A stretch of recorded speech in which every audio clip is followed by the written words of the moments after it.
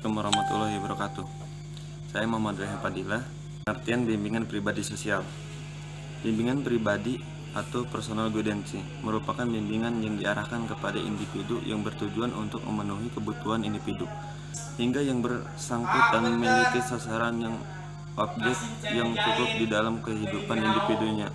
Sedangkan individu sosial atau social guidance yaitu bimbingan yang diarahkan kepada individu yang bertujuan untuk memenuhi kebutuhan hingga individu yang bersangkutan dapat memenuhi fungsinya sebagai makhluk hidup sosial yang baik.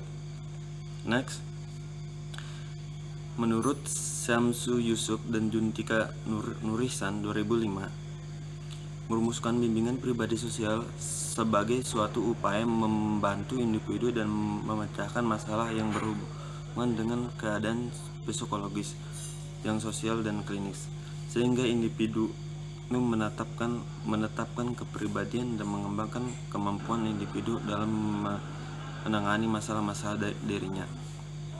Bimbingan pribadi sosial juga sebagai upaya mengembangkan kemampuan peserta didik untuk menghadapi dan mengatasi masalah-masalah pribadi sosial dengan cara menciptakan lingkungan interaksi pendidikan dan kondusif, mengembangkan sistem pemahaman diri dan sikap-sikap positif, serta mengembangkan kemampuan pribadi sosial. Nah, kesimpulan, pribadi sosial merupakan suatu proses bimbingan yang membantu individu untuk mengatasi masalah, membentuk kepribadian yang tepat, serta mengembangkan potensi dirinya.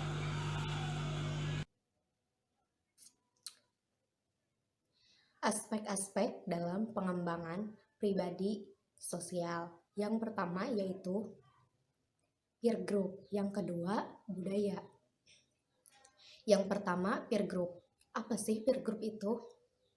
Menurut Santrok pada tahun 2002, teman sebaya atau peers adalah anak-anak atau remaja yang memiliki usia atau tingkat kematangan yang kurang lebih sama. Sedangkan Shaw mendefinisikan grup atau kelompok adalah dua atau lebih orang yang saling berinteraksi dan saling mempengaruhi.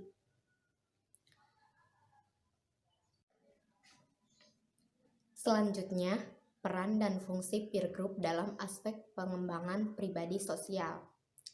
Menurut Santrok, pada tahun 2007 mengatakan bahwa peran terpenting dari peer group adalah yang pertama, sebagai sumber informasi mengenai dunia di luar keluarga.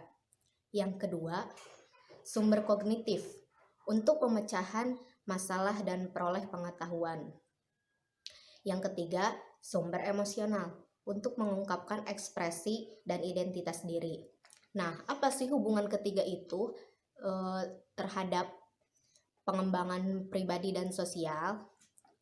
Nah, dalam aspek pribadi sendiri itu peranannya adalah sumber kognitif untuk pemecahan masalah dan perolehan pengetahuan. Jadi itu tuh termasuknya ke dalam aspek pribadi. Nah, yang selanjutnya yaitu sumber emosional untuk mengungkapkan ekspresi dan identitas diri. Itu termasuk ke dalam pengembangan aspek pribadi. Kalau pengembangan aspek sosial yaitu sebagai sumber informasi mengenai dunia di luar keluarga. Jadi peer group itu dalam aspek sosial itu dia sebagai sumber informasi dalam memperoleh pengetahuan di luar dunia keluarga.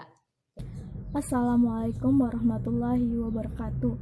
Nama saya Fani Anggraini, NIM 228519005. Nah, di sini saya akan menjelaskan pengertian budaya. Budaya adalah suatu cara hidup yang berkembang dan dimiliki bersama oleh sebuah kelompok orang dan diwariskan dari generasi ke generasi. Nah, itu pengertian budaya.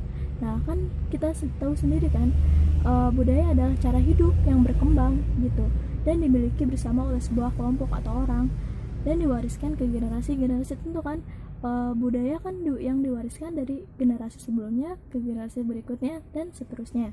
Nah, budaya juga terbentuk dari banyak unsur, termasuk sistem agama dan politik, adat istiadat, bahasa, perkakas, pakaian, bangunan, dan karya seni. Nah, tentu ya, budaya kan berbagai macam. Bisa juga bahasa, misalkan bahasanya kan beda-beda, pasti kan ada bahasa Jawa, bahasa Sunda. Nah, itu sebagian kecilnya. Pakaian juga tentu bagian dari budaya juga kan. Setiap daerah mempunyai pakaian adatnya masing-masing tergantung dari budayanya. Nah, begitu. Nah, ketika seseorang berusaha berkomunikasi dengan orang-orang yang berbeda budaya dan menyesuaikan perbedaan-perbedaannya, membuktikan bahwa budaya itu dipelajari. Nah, contohnya nih ya, kita ngobrol sama bahasa Sunda lawan bahasa Minang gitu. Tentu kan bahasanya pasti beda. Nah, itu menandakan bahwa bahasa sendiri itu dipelajari atau merupakan bagian dari budaya. Nah, itu dia. Mungkin sekian dari saya. Wassalamualaikum warahmatullahi wabarakatuh. Assalamualaikum warahmatullahi wabarakatuh. Nama saya Pina Febrian. Di sini saya akan menjelaskan peranan budaya terhadap pribadi sosial. Menurut Kotler dan Armstrong, mendefinisikan bahwa kebudayaan merupakan nilai-nilai kepercayaan, kebiasaan, keinginan, atau perilaku yang dipelajari oleh masyarakat sekitar, baik dari keluarga ataupun dari lembaga formal lainnya, sebagai pedoman perilaku. Nah, Kotler dan Armstrong ini berpendapat bahwa kebudayaan ini mempengaruhi segala aspek kehidupan manusia dalam segi perilaku yang paling mendasar. Nah, Armstrong ini berpendapat seperti itu. Misalnya seperti ini, ada A dan B yang mempunyai pribadi yang berbeda. Si A ini memiliki karakter yang cenderung kasar, dan si B ini memiliki karakter yang cenderung ramah kepada orang yang ada di sekitarnya. Nah, itu faktor penentunya bisa dari keluarga atau bisa dari terutama keluarga sih. Keluarga karena lingkungan pertama yang dinaungi oleh seseorang gitu kan. Jadi keluarga menanamkan nilai-nilai negatif misalkan ke si A. Jadilah si A itu orangnya kasar, mudah marah, egois, atau keras kepala seperti itu. Dan si B karena mungkin di lingkungan keluarganya menanamkan budaya-budaya yang baik, yang positif.